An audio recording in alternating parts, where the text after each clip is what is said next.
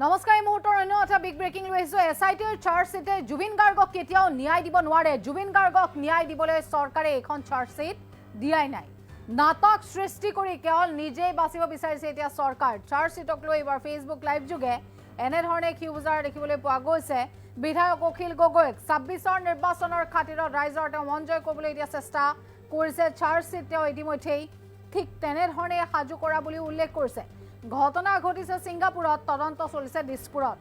নগৈ গড়গাঁৱৰ বাতৰি দিয়াৰ দৰে চাৰ্জশ্বিটে ন্যায় দিব নোৱাৰে জুবিন গাৰ্গক এই মন্তব্য বিধায়ক অখিল গগৈৰ কিছু বিশদ তথ্য আগবঢ়াম এছআইটিৰ চাৰ্জশ্বিটে জুবিন গাৰ্গক কেতিয়াও ন্যায় দিব নোৱাৰে অভিযুক্তক ধৰি লৈ ঘটনাৰ ৰিক্ৰিয়েশ্যনে নকৰিলে তদন্তকাৰী দলে জুবিন গাৰ্গক ন্যায় দিবলৈ চৰকাৰে এখন চাৰ্জশ্বিট দিয়াই নাই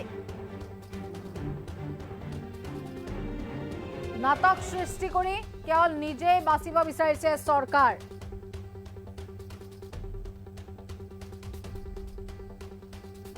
চাৰ্জশ্বিটক লৈ ফেচবুক লাইভ যোগে ক্ষোভ বুজাৰিছে বিধায়ক অখিল গগৈয়ে ২৬ৰ নিৰ্বাচনৰ খাতিৰত ৰাইজৰ মন জয় কৰিবলৈহে চাৰ্জশ্বিট দিছে চৰকাৰে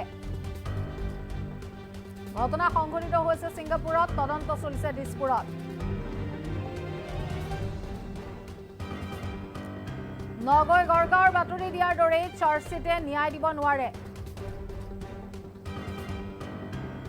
অভিযুক্তক ধৰি লৈ ঘটনাৰ ৰিক্ৰিয়েশ্যনে নকৰিলে তদন্তকাৰী দলটোৱে অভিযুক্তক মুকলি কৰি দিবলৈ তৈয়াৰ কৰা এখন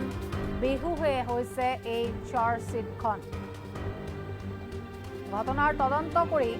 তথ্য সাক্ষ্যৰ আধাৰত প্ৰস্তুত হোৱা নাই এই আচলতে প্ৰজেক্ট আৰু এছআইটিৰ চাৰ্জশ্বিটে জুবিন গাৰ্গক কেতিয়াও ন্যায় দিব নোৱাৰে বুলি এবাৰ মন্তব্য আগবঢ়াইছে বিধায়ক অখিল গগৈ আৰু চৰকাৰলৈ ঠিক একেধৰণে তেওঁৰ প্ৰশ্ন যে জুবিন গাৰ্গক ন্যায় দিবলৈ চৰকাৰখনে আচলতে এই চাৰ্জশ্বিটখন তৈয়াৰ কৰা নাই চাৰ্জশ্বিট নহয় অভিযুক্তক বচাবলৈ এই আচলতে বেহু ৰচনা কৰা হৈছে নাটক সৃষ্টি কৰি কেৱল নিজেই বাচিব বিচাৰিছে এতিয়া চৰকাৰখনে কেৱল ইমানে নহয় চাৰ্জশ্বিটক লৈ ফেচবুক লাইভো তেওঁ আহে ফেচবুক লাইভ যোগে তেওঁ যথেষ্ট আচলতে ক্ষোভ বুজাৰাও দেখিবলৈ পোৱা গৈছে আজিৰ দিনটোত ২৬ৰ যি নিৰ্বাচন সেই নিৰ্বাচনৰ খাতিৰত ৰাইজৰ মন জয় কৰিবলৈ আচলতে এখন চৰকাৰে চাৰ্জশ্বিট সাজু কৰিছে তৈয়াৰ কৰিছে ঘটনা যিহেতু ছিংগাপুৰত সংঘটিত হৈছে আৰু তদন্ত বৰ্তমানেও দিছপুৰতেই চলি আছে অভিযুক্তক ধৰি লৈ ঘটনাৰ ৰিক্ৰিয়েশ্যনে যিহেতু তদন্তকাৰী দলটোৱে নকৰিলে আৰু নগৈ গড়গাঁৱৰ বাতৰি দিয়াৰ দৰে যেন চাৰ্জশ্বিটে এতিয়া ন্যায় দিব নোৱাৰে বুলি তেওঁ মন্তব্য আগবঢ়ায় মুঠৰ ওপৰত যিকেইজন অভিযুক্ত আছিলে সেই অভিযুক্তক ধৰি লৈ ৰিক্ৰিয়েশ্যন নকৰাক লৈও তেওঁ ক্ষোভ বুজাৰিছে অভিযুক্তক মুকলি কৰি দিবলৈ তৈয়াৰ কৰা হৈছে এখন এই চাৰ্জশ্বিট যিখন একমাত্ৰ এখন বেহু বুলি তেওঁ অভিহিত কৰিছে ঘটনাৰ তদন্ত কৰি তথ্য সাক্ষ্যৰ আধাৰত প্ৰস্তুত হোৱা নাই এই চাৰ্জশ্বিটখন বুলি মন্তব্য বিধায়ক অখিল গগৈ মন্তব্য আমাৰ হাতত আছে আগবঢ়াইছো মই স্পষ্টকৈ ক'ব খুজিছোঁ যে অসম চৰকাৰে যিখন চাৰ্জশ্বিট কালি প্ৰদান কৰিলে কোৰ্টত ছাবমিট কৰিলে এই চাৰ্জশ্বিটখন সঁচাকৈ জুবিন গাৰ্গক ন্যায় দিবলৈ কৰা চাৰ্জশ্বিট নহয় এইখন এখন মেকিং এইখন এখন নাটক সৃষ্টি কৰি এইখন এখন চৰকাৰে কেৱল নিজক বচাবলৈ গৈ ২০২৬ চনৰ নিৰ্বাচনৰ খাতিৰত কেইদিনমানৰ কাৰণে মানুহকেইটাক ধৰি ৰাখি তাৰ পাছত গোটেই কেছটোৰ পৰা এই অপৰাধীসকলক এই অভিযুক্তসকলক মুকলি কৰি দিবৰ কাৰণে তৈয়াৰ কৰা এখন বেহু যাক তেওঁলোকে চাৰ্জশ্বিট নাম দিছে সঁচাকৈ ঘটনা তদন্ত কৰি তথ্য সাক্ষ্য ষ্টেটমেণ্ট আৰু ডকুমেণ্ট দিয়া চাৰ্জশ্বিট নহয় যেতিয়া এজন মানুহ মৰে তেতিয়াহ'লে এনকুৱাৰী অফিচাৰ যাক আই অ' বুলি কয় বা CIO বুলি কয় এনকুৱাৰী অফিচাৰে কি কৰে ঘটনাস্থলীলৈ অভিযুক্তবিলাকক ধৰি লৈ যায় অভিযুক্তবিলাকক ধৰি লৈ গৈ যিটো ঘটনাস্থলী সেই ঘটনাস্থলীত ঘটনাটো ৰিক্ৰিয়েট কৰিবলৈ দিয়ে কেনেকৈ হ'ল দেখুৱাই দিবলৈ দিয়ে তাৰ ভিডিঅ' ৰেকৰ্ডিং কৰে তাৰ ফটোগ্ৰাফ লয় তাৰ ছবি আঁকে আৰু তাৰ পাছত কি কৰে এই গোটেই ঘটনাটোৰ এটা স্কেচ মেপ তৈয়াৰ কৰে কিন্তু জুবিনদাৰ মৃত্যুৰ ঘটনাটো ঘটিছে ছিংগাপুৰত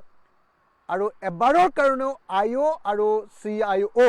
তদন্তকাৰী বিষয়া আৰু মুখ্য তদন্তকাৰী বিষয়া এতিয়ালৈকে ছিংগাপুৰলৈ নগ'লে।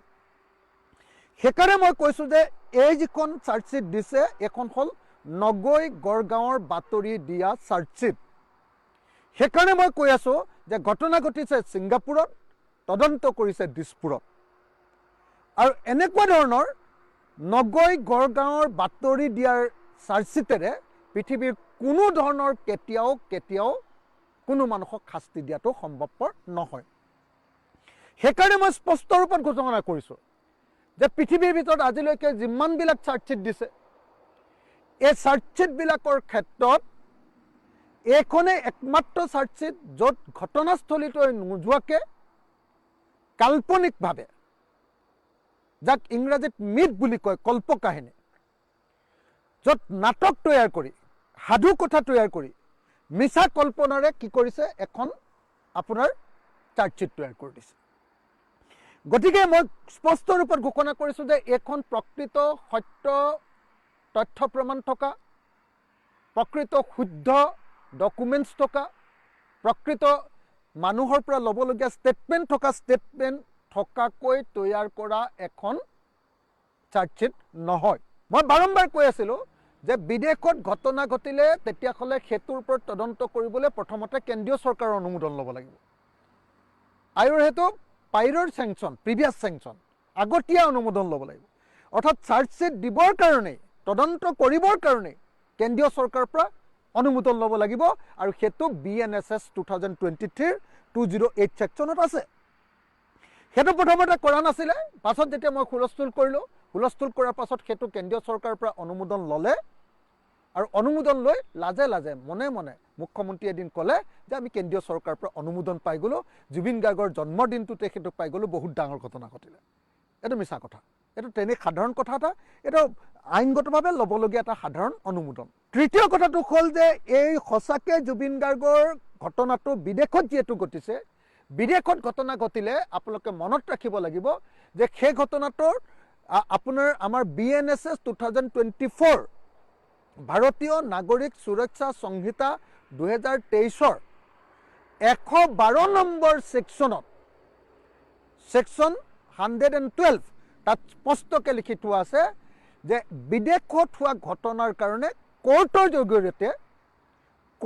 জৰিয়তে কি কৰিব লাগিব, থ্ৰ' কোৰ্ট কি কৰিব লাগিব, আপোনাৰ লেটাৰ্ছ ৰগেটৰী বা লেটাৰ অফ ৰিকুৱেষ্ট পঠিয়াই তাৰ পৰা বিদেশৰ পৰা তথ্যবিলাক কোৰ্টৰ জৰিয়তে আনিব লাগিব। এইটো ছেকশ্যন 112 আৰু 114 এটা আছে। এতিয়া 112ৰ অধীনত মই যেতিয়া বাৰম্বাৰ কৈ আছোঁ যে